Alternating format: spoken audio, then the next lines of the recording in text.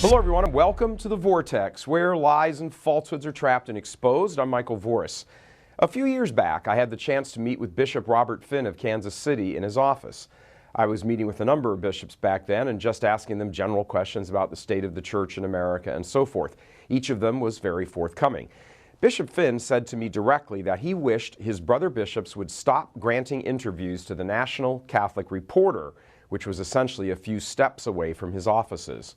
The National Catholic Reporter is a newspaper that for years has backed dissent of all kinds and had entertained columns from such near heretics and dissidents like Father Richard McBrien, Sister Joan Chittister, Bishop Thomas Gumbleton, etc. It got so bad, even very early on, that the Bishop of Kansas City back in the 1960s ordered them to take Catholic out of their name because of the dissent they were fomenting. The paper simply told the bishop to drop dead and went on doing their thing. So think about this for a minute. There is a theological rag whose local bishop condemned it almost 50 years ago that keeps passing itself off as Catholic, that routinely publishes heavily slanted stories against the faith, prints editorials that bear almost no resemblance to Catholicism, and gives a platform for dozens of anti-Catholic Catholics to spew out whatever they want.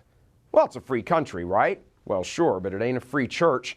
Bishop Finn's point, and bishops before him, was as long as brother bishops keep granting interviews to this dissident outfit, it will continue to maintain an air of respectability. No one is denying the right of a group of people to get together and produce a publication and say whatever they want. What has many people upset is that they get to do it under the title of being Catholic when they are in fact not. There is not a spectrum of opinion on which a person may fall who is a practicing Catholic. There is no such thing as a conservative Catholic or a liberal Catholic. There is only Catholic, and that means, as is required of adult converts coming into the faith, to openly declare, I believe and profess all that the Holy Catholic Church believes, teaches, and proclaims to be revealed by God.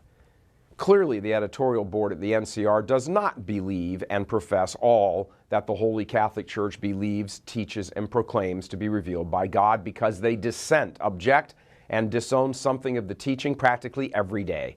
So, why would bishops, big-name bishops, be so anxious to line up and grant interviews to a group like that? And we aren't talking about little obscure bishops in little obscure dioceses.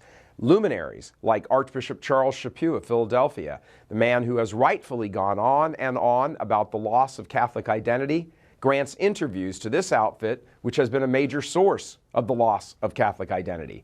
Same with Cardinal Dolan of New York, current USCCB President Archbishop Kurtz, Boston Cardinal Sean O'Malley, Cardinal Donald Wuerl, Archbishop Blaise Cupich, no real surprise with the last three names.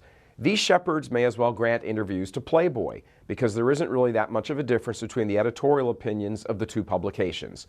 Why would shepherds of our blessed Lord give interviews to an outfit that has been publicly condemned by a brother bishop?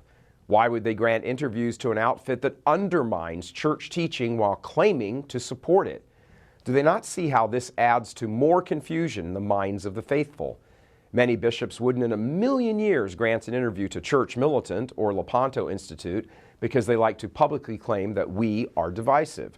But they'll bend over backwards to grant an interview to a condemned, remember that, condemned by a brother bishop rag just to be seen as being in the school of cool. So we'd like to draw your attention to an online petition that we have created, Church Militant and Lepanto Institute, to ask the USCCB in part, with the greatest urgency, independently and together with your brother bishops of these United States, to formally condemn the National Catholic Reporter, refusing it credentialed access to Catholic events and refusing all communication with the clergy on all levels, closed quote.